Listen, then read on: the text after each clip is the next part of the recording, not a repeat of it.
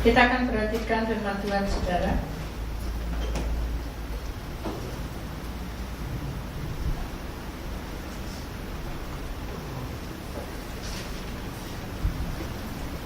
Kita lihat sisi gambar ini tentang bagaimana dunia ini sudah dikelilingi oleh api, ya, bukan api neraka, tapi api bumi. Jadi kalau kita berbicara tentang dunia,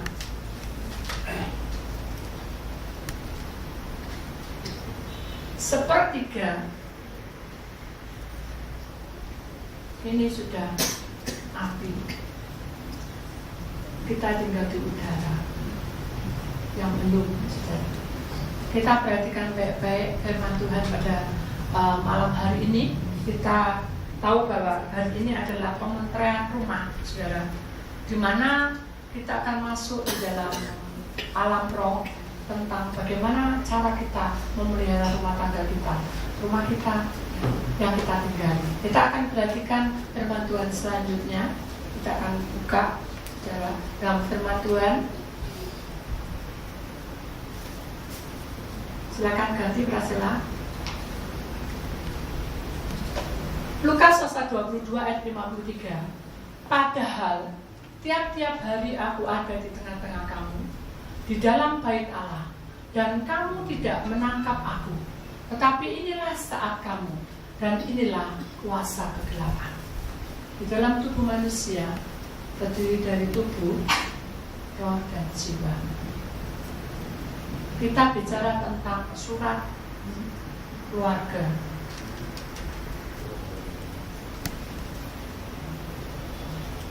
Yang saudara kumpulkan atau doakan setiap hari Senin, saudara. Mengapa kita masuk dalam surat keluarga? Kenapa? Karena di dalam tubuh manusia ini yang ada unsur tubuh, roh, jiwa ini harus mengerti dalam Lukas 22 ayat 53. Setiap hari Tuhan itu sudah tinggal di dalam hidup kita, di dalam lingkup manusia ini. Tapi kadang-kala kita ini acuh, ya. Contohnya seperti apa acuh itu? Sudah tahu acuh? Bukan berarti kalau acuh itu tidak datang ke gereja. Kita datang ke gereja, kita juga bisa berdoa. Tapi kita seringkali kehadiran Tuhan itu tubuh kita tidak respon, roh kita tidak respon, jiwa kita tidak respon. Makanya Tuhan berkata di dalam keluarga itu penting. Pada satu kesatuan di mana tubuh, roh, jiwa kita ini menjadi keluarga yang diutuhkan oleh Tuhan. Kenapa? Karena api ini sudah 3/4 bagian, saudara, sudah dipenuhi dengan api bumi ini, ya, bumi ini. Maka kita tidak bisa lari kemana-mana kecuali kita berpasrah diri. Orang berpasrah diri itu butuh waktu, saudara. Kenapa? Karena kita punya tubuh yang suka berontak, ya. Punya tubuh itu yang suka memiliki sesuatu kemampuan pribadi. Tahu, saudara? Kalau kita bicara tentang kemampuan pribadi, hidup kita, saudara, kita merasa aku mampu, ya. Aku merasa aku bisa. Ketika saya ada di pelayanan di luar kota, saya masuki, memang orang itu lagi pengurapan di supermarket, ya, saudara, dia punya supermarket. Kemudian saya melewati Kwetar. Tahu ya, saudara, bahwa memang saya itu suka Kwetar, memang pakarnya Kwetar, memang saya suka di situ. Jadi saya melihat begitu, oh, terus gampang gitu. Ya, saya bilang gampang, itu bunga begitu gampang. Terus Evelyn, saya bilang gini, Evelyn, mama itu tidak punya anak perempuan, ya. Mama cuma punya kamu mantu. Daripada kamu ikut orang, kamu buka aja toko, dan toko itu buka seperti Kwetar. Mama yang lesi, kamu yang nanti tak ajarin buat. Terus dia buka, ambil HP-nya. Mama bisa kamu buat kayak gini. Dan oh, sipil, gitu. Ini mawarnya mau ngeletak turun gini, saya sampai naik turun ke atas bisa kok, turun ke atas naik ke atas bisa, gampang gitu. Tapi ketika saya bilang gampang, sudah dalam perjalanan saya melangkah terus Tuhan tegur saya. Tahu apa teguran Tuhan? Bisa tak kamu? Terus saya debat lah, bisa, itu pakar saya. Karena kita kalau sudah punya pekerjaan dan ditambah bisa, siapa aku bisa kok. Nah itu saya. Seperti itu, manusia akan seperti itu. Begitu saya sudah masukin dan bilang, Kamu lihat ya, cara lingkuan bunga itu tadi, kamu lihat ya, begitu saya lihat, ya memang agak lain. Kalau saya buat mawar, saudara, itu ada hitung-hitungannya. Tapi ini kok kakak paruan, Tuhan. Saya bilang gitu sama Tuhan. Tuhan bilang apa? Itulah. Jadi manusia itu enggak seturut aturan. Kalau kita mau buat dekoratif Wilton, ya saudara, ini saya kasih bocoran. Saudara mau lulus, saudara harus pelak dengan apa yang sudah dikatakan, yang teori. Jadi waktu praktek harus sama dengan teori. Itu nilainya tinggi. Tapi sekarang yang saya lihat mawar-mawar sekarang itu, ya enggak karuan sudah tinggi, ya terus depannya itu mekrok gitu saudara. Tapi samping-sampingnya indah. Kenapa? Karena dia memakai daun itu diukir, kayak diukir. Saya bilang, ya yang lain ya. Dan kenapa? Itulah agak sama. Jadi kita seakan-akan mengiring Tuhan itu gampang. Bisa doa, bisa bahasa roh, bisa memuji-muji Tuhan, ya, bisa masuk alam roh seperti saya, gampang. Tapi ketika kita telusuri, bisa nggak kita itu menyamainya? Maksudnya, bisa nggak kita itu adaptasi dengan keadaan lingkungan kita? Bisa nggak? Contoh aja, ini kecil, perkara kecil saudara. Saudara punya air kan di rumah. Biasanya air itu kalau kita mandi dulu loh saudara. Kalau malam itu dingin saudara. Tapi kalau siang nggak panas tapi dingin. Tapi sekarang saudara coba hangat terus saudara. Betul nggak? Kok aneh loh? Sampai orang tuh bilang, saudaranya Prasela waktu kita lagi pelayanan di malam, hei kak, iki loh, kok aneh yo, air pet loh, saiki anget. Wes gak pakai air panas lagi sudah gak berguna. Kenapa? Karena api sudah 3/4 sudah mengikutinya. Jadi kita sudah gak bisa lepas dari panas itu saudara. Terus apa yang harus kita lakukan sebagai manusia? Mari kita akan perhatikan tubuh jiwa kita menjadi keluarga Allah itu seperti apa. Dan pepatah mengatakan dalam perjalanan saya tadi, saya itu mau tidur, saya ngomong sama saudara, Pak, saya permisi, saya tak tidur ya. Karena kan saya sendiri juga, saya ingin menenangkan tubuh saya itu sudah lama sekali. Tidak istirahat. Sekarang tak tidur, nggak ada tidur masuk. Baru saksutan gitu, ada tidur masuk, baru saksutan. Terus akhirnya saya, Tuhan tolong Tuhan saya mau tak tidur 10 menit ya. Begitu saya tidur, Tuhan bangun saya, tahun-tahun saya bangkit. Kantuk. Begitu Tuhan izinkan saya pusing-pusing. Kok pusing-pusing? Kayak lindungan gitu. Saya buka mata.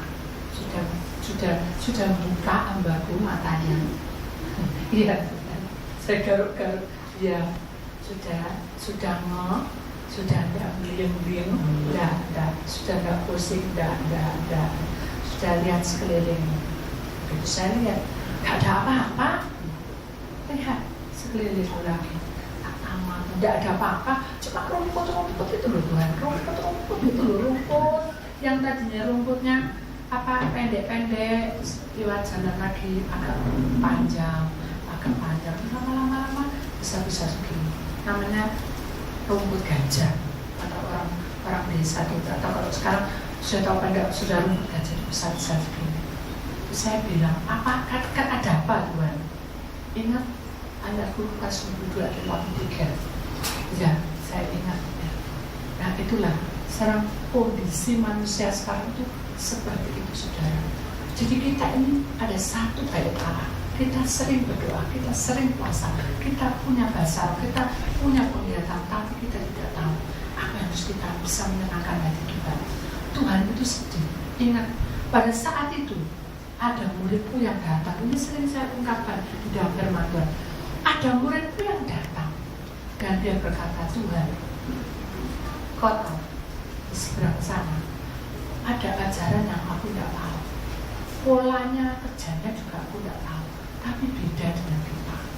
Tuhan bilang apa? Terus jangan sesat itu. Enggak, saudara. Tuhan bilang apa? Dengan mudah dan tidak ada kebencian, tidak ada persaingan. Dia menengok muridnya dengan kasih, kekeluargaan. Karena tubuhnya yang capek keliling masuk kampung, saudara, tanpa pakai sandal, saudara. rohnya juga capek melihat manusia yang gak bertobat-tobat. Jiwanya juga sedih. Kenapa? Karena manusia dikasih firman tentang Bapa, tentang kasih mujizat, mata yang buta bisa melihat, kaki yang pimpang bisa berjalan, dan orang yang tidur mati dibangkitkan. Semua mujizat itu sudah diberikan dengan 2 ikan dan 5 ketur roti. Banyak mujizat, sampai yang terakhir pertama kali Tuhan masih ingat betul bahwa dia itu ada di perkawinan Kanaan. Pertama kali Tuhan membuat mujizat. Saudara, ya apa? Jadi apa? Ayat jadi anggur. Tetapi manusia masih berbat, masih belum mencintai Bapa yang sesungguhnya. Akhirnya Tuhan Yesus memandang muridnya dan berkata, biarkanlah mereka berjalan masing-masing, asalkan mereka sama berdoa dengan Allah Bapa surga, sama berdoa dengan Bapa surga. Nah, itu contoh. Jadi kalau kita mendengar gosip suara apa, saudara tidak perlu emosi, saudara tidak perlu amarah, saudara tidak perlu menunjukkan si A si B yang benar, cuma sabar dan tenang. Bisa enggak? Bisa enggak begitu saya seperti itu? Pasti bisa. Asalkan saudara membuka hati saudara untuk menerima ya salib Tuhan di tengah-tengah hidup saudara. Biarkan salib Tuhan itu hidup di dalam kehidupan saudara. Kenapa? Karena salib ini kalau sudah tidak lakukan, tidak memakainya, kasarnya tidak mengikuti jalan salib, dia tetap menjadi salib dan tidak berguna. Hanya batu, banyak kayu yang kasar. Tapi ketika kita masuki, ya benar ya, aku itu menderita karena aku harus memadami salib. Jadi kalau posisi saudara sekarang, banyak perkara yang terjadi dalam kehidupan saudara, baik dalam rumah tangga saudara, anak mantu saudara, cucu saudara, atau mungkin keuangan saudara. Mari kita lihat bahwa salib ini menjadi bagian kita. Hidupkan, masuk dalam kehidupannya. Kenapa? Jangan sampai ayat ini menjadi pegangan kita. Mengapa saya mengambil gedung yang ada nenek-neneknya 3 itu, saudara? Itu kalau orang bilang adalah sihir, kalau orang di luar negeri, saudara, ya, itu ilmu kesihiran, saudara. Digambarkan tentang bagaimana iblis dengan gagahnya memakai jubah hitam, saudara. Dengan dia berkeliling mengajarkan ilmu sihirnya, kasarnya begitu. Tetapi kita harus ingat, walaupun gedung itu pencagar langit setinggi apapun, penduduknya kayak apa, tapi kalau dia memakai ilmu sihir, maka semuanya akan sia-sia hidup kita. Mari kita jangan ke sana. Kita nggak boleh kesihir dengan apapun, walaupun mungkin saudara akan kebawa dengan banyak mujizat, karena iblis juga punya mujizat, saudara. Iblis juga punya mujizat. Contoh, saudara ya, saya pernah lihat di TV, ya, itu ilmu yang sakit ilmu perpindahan rogo. Jadi begitu anak orang ini sakit mah ya, atau sakit EBC, ini dipindah ke ayam. Bisa enggak? Halo? Bisa enggak? Bisa. Makanya saudara kalau beli ayam, ibu-ibu rungokno iki bagiane ibu ya. Kalau beli apapun di pasar, saudara, dan dimasak, berdoa dulu. Jangan enak ya yang pakai bleb-bleb. Lupa. Ya gitu. Cime doa yang sudah makan dan yang belum.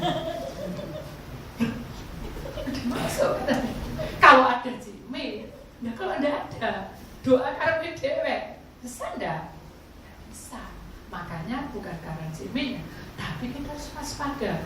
Kemanapun saudara beli tahu, saudara tahu? Tahu dulu. Tahu. Ya tahu. Begitu ya. Ini orang pesugihan, ya toh? Ini tetangganya. Gimana? Kamu mau kaya? Mau. Nih, tak kasihin. Ingon-ingon, tahu ingon-ingon? Peliharaan, bukan anjing. Ya, bukan. saya juga punya anjing, bukan, tetapi roh setan. Bentuknya ada yang kecil, kepalanya botak, macam-macam, ada yang puyul. Nah, itu suka mudah. Sebelahnya pabrik jadi kalau pabriknya lagi gini dia naik. Kalau duduk ya, itu kalau kelihatan, saya nggak mau makan saudara. Kita kan nggak tahu dibeli. Enak ini enak apa berdudu. Enak katanya, enak tapi perlu mulus mudah. Nah, itu dari sesuatu. Ya. Dua, sesuatu mungkin ada roh yang masuk atau ada apa saudara? Virusnya masuk. Kenapa? Mungkin saudara tidak cuci tangan. Enak sih. Ada yang gini di sini? Tidak ada ya. Rumah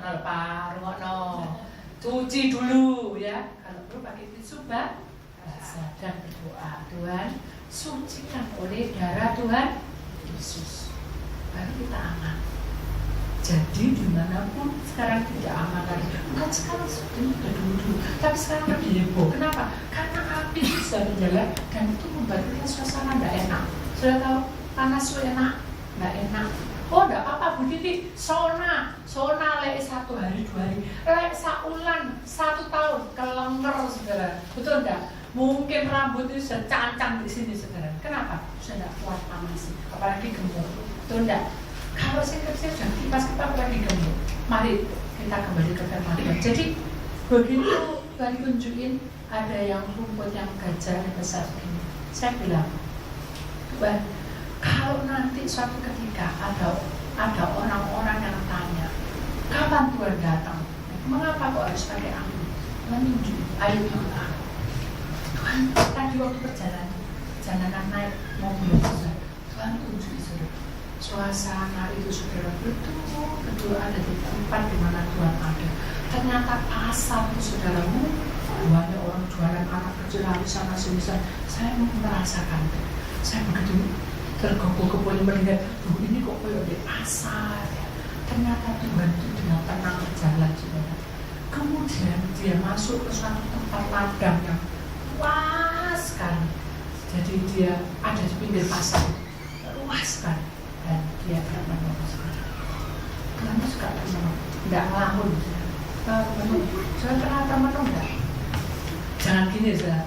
Kamu yang kata begitu kan menolong enggak apa-apa. Kan menolong di jendela. Aduh, utangku sak ini, tidak ada jalan lain. Tapi Tuhan bukan menolong soal utang. Tuhan itu cuma bilang gini, termenung berdoa, Tuhan, Bapak, apa yang harus melakukan? Karena kondisi sudah makin mendekati kematian juga. Mukanya itu saudara sedih, kaumnya. Begitu Tuhan sudah tubuhnya sudah capek mikirin itu ya apa caranya supaya manusia percaya pada Allah Bapa. Ya mikirin tuh pagi siang malam. Murid-murid itu datang. Guru, lihat guru. Ladang ini, ya sering saya juga katakan ini. Ladang ini loh, gandum dan menguning semuanya. Terus sebelah sana itu hijau, belum menguning, tidak sama. Tuhan ini. Guru, ya apa ya guru?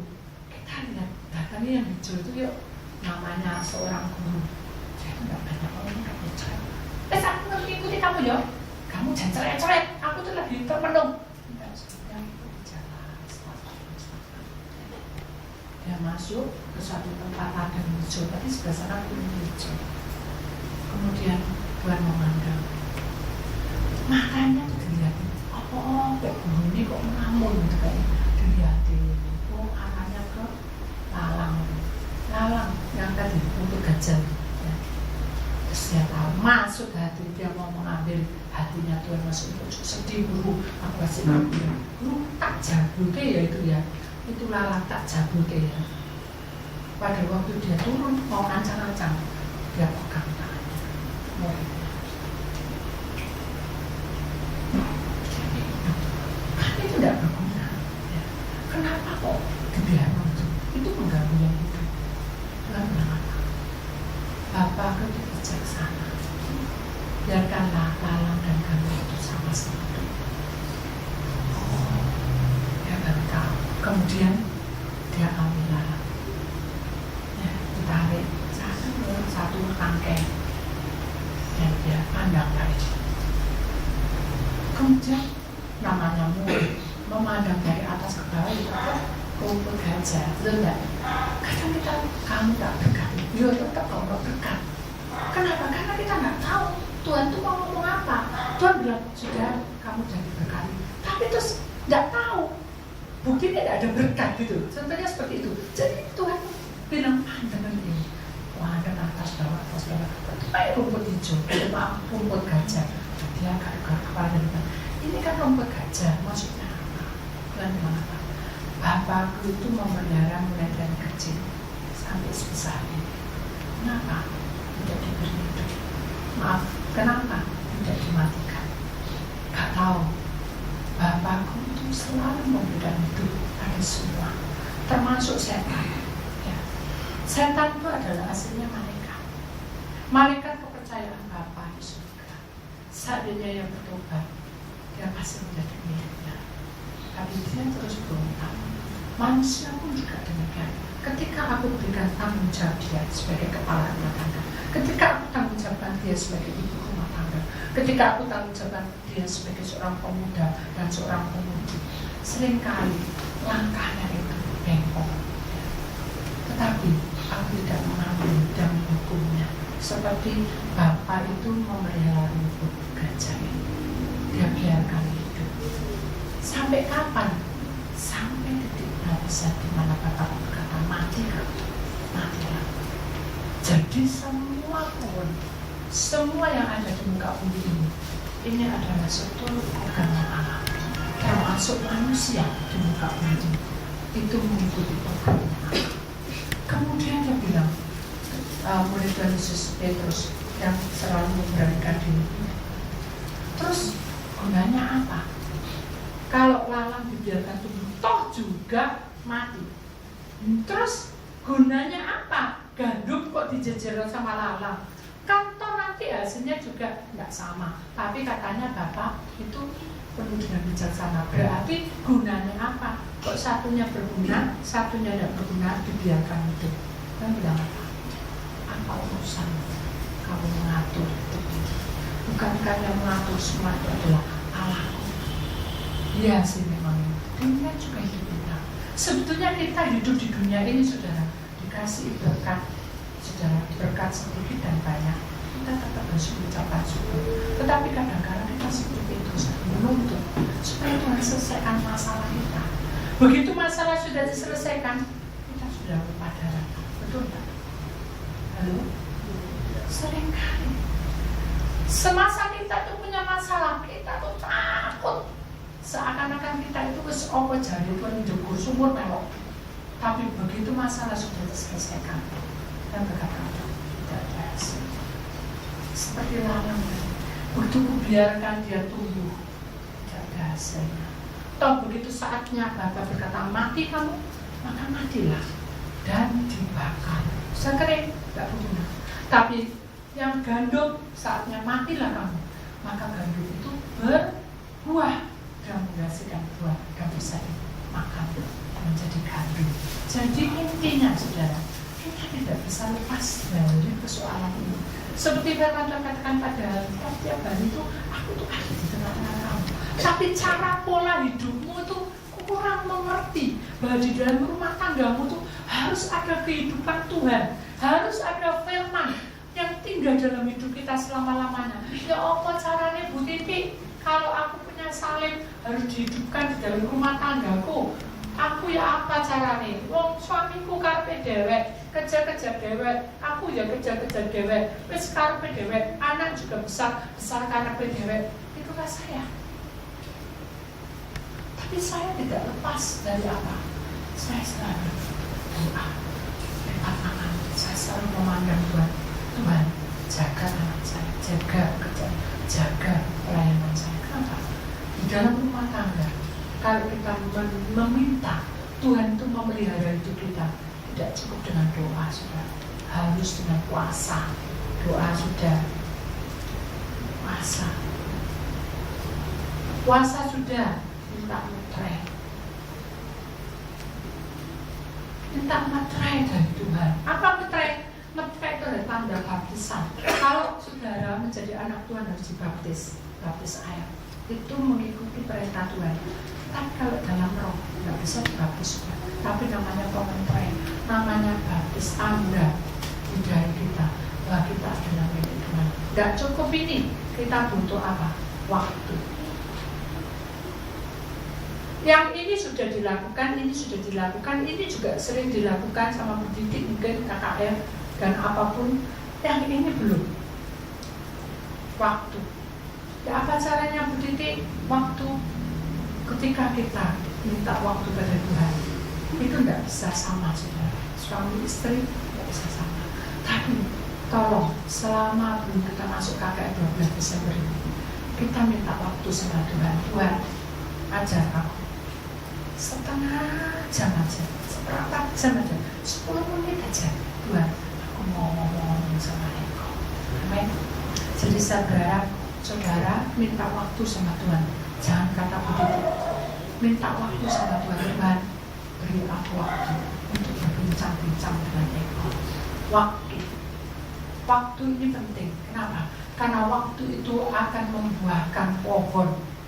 Dan saudara, mama pohon dia akan berbuah makin banyak ketika kita minta waktu sama Tuhan. Saya mau diberi buah, saya mau diberkati. Kalau saya mau diberkati, mari minta waktu sama Tuhan. Waktu pribadi, bukan waktu untuk sudah berdoa dengan saya, sudah puasa, tapi waktu pribadi di mana hidup saudara masuk di dalam keluarga Tuhan. Ya, ke keluarga ini keluarga Tuhan. Kita masukin. Kenapa? Karena kita butuh waktu. Di mana saat-saat Tuhan itu membuka semuanya yang terselubung supaya ilmu sihir, ilmu santet, gedung megah biarin, tetapi aku tetap punya pegangan Tuhan bersama saya. Amin. Supaya kita sadar bahwa apa yang Tuhan lakukan itu untuk kita. Kenapa ayat ini dikumandangkan begini? Karena pada saat dia sudah capek tubuhnya, dia masuk ke Getsemani. Saya ingat kisah ini. Rohnya juga lelah. Kenapa? Karena nanti dia bilang orang yang bisa melihat mujizat itu dia berkata salibkan dia. Kemudian dia akan menerima pengkhianatan jiwanya. Pasti sakit, secara logika sakit. Makanya Tuhan lemes enggak. Dia duduk, dia masuk dalam tempat yang gelap namanya Taman Getsemani dan dia jatuh tersungkur. Beri waktu pada Bapa. Dia mengadakan tangannya ke atas. Tidak kuat saudara. Ngomong apa ya bisa? Cuma cucuran air mata yang keluar. Kenapa? Karena pelanggaran kita. Dia menangis untuk kita. Saya pernah membayangkan seorang ibu menangisi anaknya. Saya pernah membayangkan seperti orang kehilangan anak. Saudara, saya punya adik yang ketiga, ya, itu paling cakep dewek, paling putih dewek, semua kalah. Tapi mengapa harus dikuepang? Ya, zaman dulu itu kan ada kuepang-kuepang. Setelah itu dia sakit, saya bisa besar baru tahu. Saya menyesal, jujur. Secara logika saya menyesal, tapi secara roh saya harus bisa masuk dalam kekeluargaan bersama Allah. Saya cuma bilang ke Tuhan, saya tuh enak-enak mencuci pakaian, mengapa saya kok disuruh doa untuk apa saudara saya yang saya tidak ketahui? Saya berdoa. Terus saya tanya sama mama, ini punya adik ya? Punya. Di mana? Probolinggo. Siapa namanya? Saya panggil namanya. Begitu saya berdoa, malam saya mimpi sudah. Bukan mimpi apa? Mimpi itu kan depan kaca. Saya tidur di depannya ada kaca. Saya merasa pada kaca itu ada perempuan yang rambutnya panjang dan jambak rambut saya. Jadi saya itu tengkar di situ. Dan saya kan tidur sama Windy. Adik saya tak jambak. Tak pikir itu perempuan, tak coba mbak ya saya.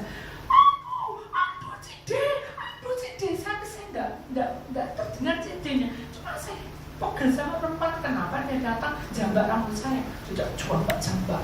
Begitu saya sadar dibangunin mama, tidur sudah Pak. Saya terus berdoa sama Tuhan, saya tadi sudah doa, kenapa Tuhan? Saya baru tidur, kamu tidak puasa mendoakan orang. Lu kenapa? Karena di sekitar tempat Probolinggo itu banyak orang yang tidak benar. Ada sumur, saya tidak tahu. Ada selokan, itu ada ularnya karena belum pernah banjir. Oh gitu Tuhan. Dan saya berdoa, Tuhan, saya puasa. Gitu puasa saya tidak mungkin. Gara-gara itu adik saya tidak berani tidur sama saya. Jadi saya tidur sendiri. Saya berdoa. Akhirnya saya bergerak. Saya bilang sama mama, kenapa pergi ke Probolinggo? Datang ngomong, itu karena Tuhan. Saya melihat bosan adik saya itu panggil. Cide, nama saya Cide kan, Cide yang besar. Akhirnya datang sana, ternyata mau ada masalah. Terus akhirnya lama-lama kita nggak tahu berapa bulan, akhirnya dia datang ke rumah. Begitu datang ke rumah saya kata, tuh saudara, kalau kita sudah mengenal tiap hari bersama Tuhan di tengah-tengah kita nggak perlu takut. Tapi mama saya itu takut, saudara, karena takut kepada iblis. Ya kan saya terangkan berulang kali. Kalau kita rasa takut, kita bisa salah nanti langkah kita. Karena kita rasa takut itu besar, sehingga kita megang Alkitab. Nah, saya sudah terangkan juga kan kesaksian itu. Ketika Alkitab dipegang, dia sudah yakin bahwa Alkitab ini punya kuasa. Begitu adik saya itu lengah, saudara, kasarannya ngebleng. Saya berdoa, dia tuh ngetep saya. Kemudian dia naik tempat tidur. Saya kan saya terangkan itu toh. Dia buat salib kayak Tuhan Yesus ini. Aku mati ya Bapak. Langsung mama saya naik. Begitu naik, kepala di dalam Tuhan Yesus, buang.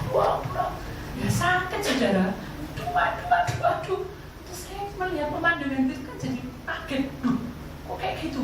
Akhirnya saya mama geret. Ya mama saya geret. Saya pegang tangan. Jangan gitu. Doanya yang benar. Ada setan di dalam tubuh. Bukan setan. Dia itu sakit. Sakit juga kemasukan. Sudah tidak apa-apa kita doa. Karena mama sakit. Mama takut. Air itu jenuh. Dalam nama Yesus. Dalam nama Yesus. Apa gunanya kalau kita teriak-teriak? Ya. Karena kita saking kagetnya, ketakutan, mama bingung, disiramkan di depan. Wah, belanda. Nah, itu namanya bukan mengasihi Tuhan. Kita bukan dalam keluarga Tuhan. Kenapa? Karena hidup kita ini, waktu kita untuk Tuhan itu, dan kita gunakan sehingga begitu ada masalah, kita bisa bingung sendiri. Makanya kita minta waktu sama Tuhan. Akhirnya saya terangkan sama mama, doa itu yang begini. Terus kamu juga tahu apa? Aku mama tahu. Ya tapi buku ya. Enggak. Coba. Dalam Yesus. Saya pegang mama. Tidak bisa tengkar, bisa pukulan. Hanya sungguh jelas. Tenang. Jadi saudara, ketika Tuhan Yesus sudah mengalami susah seperti itu, saudara, prajurit datang. Begitu prajurit datang, ya seperti mama kan kebingungan sendiri. Akhirnya murid-murid warir, tunggang-langgang, nabrak sih, tapi Tuhan tetap berdoa. Kemudian dia melihat ada malaikat datang, memberikan cahaya kemuliaan pada dia, kekuatan. Jadi manusia itu sudah tidak kuat aslinya. Tapi kalau kita datang pada Tuhan dengan sepenuh hati, Tuhan membuka semuanya. Dan dia menguatkan kita lewat apa? Sarana bukan malaikat tok saudara, lewat pujian, lewat firman Tuhan, lewat ayat mas. Saudara buka buku tiba-tiba ada kekuatan di situ. Itu tiba-tiba itu Tuhan kirim kita. Jadi saudara nggak perlu takut. Ketika mama menghadapi adik saya urusan, dia takut saudara. Tapi akhirnya saya bilang sama mama, ya, kalau begini terus kita jadi sakit semua. Kita doakan dan puasa. Akhirnya kita puasa, tenang saudara. Semuanya jalan baik-baik, tidak ada masalah.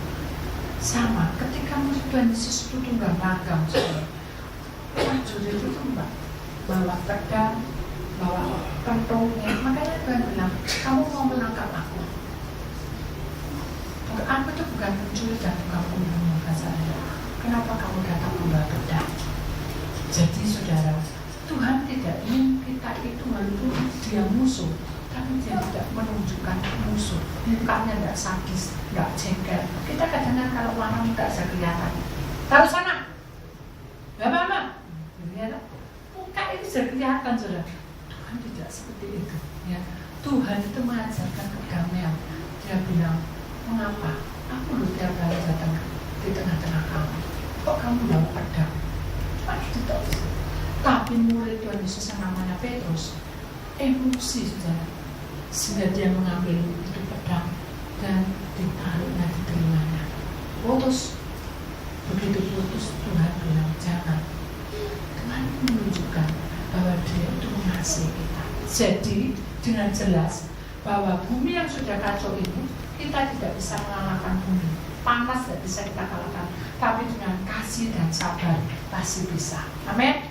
Jadi saudara harus memiliki kasih dan jangan kita seperti orang-orang yang sedang menangkap Tuhan Yesus. Kita lihat slide selanjutnya. Nah, ini ular, saudara. Kalau kita terus-terusan, saudara, ini gelang, ya, saudara. Tapi saya buat ini ular seperti ular kan? Ya, jangan kita beli gelang yang seperti ini, ya, saudara. Itu bisa transfer. Jangan dibeli, no, saudara. Berdoa sama Tuhan. Ya, kalau ada jadismu, ya, doa sama Tuhan boleh, karena itu bisa transfer, ya. Jadi ini ular ini, saudara. Lukas 19, sesungguhnya aku telah memberikan kuasa kepada kamu. Kita diberi kuasa untuk menginjak ular dan kalajengking, dan kuasa untuk menahan kekuatan musuh, sehingga tidak ada yang akan membahayakan kamu. Ini janji Tuhan. Jadi saudara, percobaanmu, pengalaman hidupmu yang pahit, semua masalahmu, Tuhan berkata itu semua seperti kalajengking, seperti ular. Tapi ingat, kamu diberi kuasa untuk menghancurkan, membuang semua masalah itu. Jadi kita harus ingat bahwa di dalam rumah tangga kita harus hidupkan kuasa Tuhan di tengah-tengah kita. Amin. Biar Tuhan membuka semuanya dan Tuhan akan berbicara atas pribadi dalam hidup saudara. PR saudara sampai pada hari Senin depan adalah waktu, saudara. Waktu, dan saya ingin besok Senin saya tanya itu. Sudah beri waktu, Ci? Lupa. Jangan sampai ya saudara. Nanti saya tanya lagi, saya kasih waktu. Oh, Pak, sudah. Apa waktunya? Ada mujizatnya? Oh, ada. Saya lebih pernah puji Tuhan. Amin. Jadi tugas sudah. Ojo teko, Senin teko, ditekoi. Jangan saudara ya. Mari kita jalan seperti apa yang ada. Amin. Dia melihat isi hati kita. Amin. Ingat ya saudara, Tuhan itu berkuasa atas hidup kita. Saudara, di sini ada Cimingling di belakang. Saya ingat betul, saya mau pelayanan, ya, Cimingling. Waktu itu Cimingling jatuh tabrakan, nggak ada orang yang tahu. Sampai berapa jam? 2 jam, 3 jam ya kayaknya. Dia masuk ke rumah sakit, ya, dokter itu sudah kacau, sudah ya apa nih cara operasi, apa, semua kacau sudah. Dinding rohnya tidak ada, jatuh di belakang pasar, rohnya nempel. Kita doa dengan tim doa pada waktu itu. Saya mau berangkat, saya cegah dulu karena Tuhan suruh untuk berdoa. Begitu didoakan, anaknya yang laki bilang, ya wis aku nggak tahu kok bisa kayak gini. Saya bilang, ini tantangan, ini jalan saya untuk doa kamu supaya mamamu kembali. Anaknya yang perempuan nangis, apa? Berdiri kok kayak gini, nasibnya mama gini-gini. Ingat, semua masalah yang ada di dalam hidupmu itu Tuhan tahu. Sekarang berdoa, serahkan sama Tuhan. Kalau tanpa Tuhan, saudara, pasti Cimingling itu berada di sini. Karena Tuhan masih beri kesempatan untuk hidup dan Cimingling percaya pada Tuhan, maka rohnya dikembalikan. Begitu roh kembalikan, saya langsung pelayanan 2 hari 3 hari sadar. Katanya dia ada setengah sadar, setengah enggak. Begitu saya datang lagi, gak eling sapa-sapa, saya eling budi titok. Ini siapa? Gak tahu. Ini siapa? Gak tahu. Ini siapa? Gak tahu. Ini siapa? Budi titok. Saya bilang, kok aneh, semua lupa kok saya kok ingat ya. Tuhan tuh baik. Coba kalau lupa pisan sama saya. Terus dia tidak doa, ya apa, saudara? Kenapa Tuhan izinkan? Karena dia supaya konseling rohnya. Rohnya konseling, saudara. Kalau saya doa, saya bilang roh ikuti saya. Ya, dia bilang gini, Bu Titi, katanya, saya hidup ya. Kenapa kok tidak hidup? Pasti hidup. Balik. Loh kenapa? Saya mau ke sama Bu Titi pelayanan. Loh, tubuhnya masih di rumah sakit. Nanti aja. Saya mau pelayanan. Ayo. Nah, kembali lagi, saudara. Anaknya perempuan bengong. Kok sudah pamitan balik lagi? Saya nggak ngomong. Kalau rohnya itu ngomong balik ikut saya. Nggak, cuma mau bilang nih, kasih bilang urapan ya. Oh ya, rohnya nggak, kembali ya. Nanti kalau sudah sembuh, nanti pelayanan. Sembuh ya. Jangan sampai saya nggak pelayanan. Dia bilang gitu. Iya, sembuhan. Terima ya. Siapa yang nggak terima? Pasti diterima. Pasti. Saya tetapin doa ya.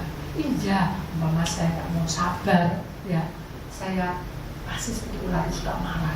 Terus bukan tuh kamu tuwek macam-macam, kan bisa sih. Banyak pertanyaan yang keluar. Nanti saya bisa enggak? Kira-kira jam berapa saya nanti sembuh? Terus itu. Kalau kita masuk dunia roh, sudah, roh kita bisa keluar dan bisa ngomong apa adanya. Tapi kalau itu tahu roh, kalau tidak tahu roh kita tidak tahu.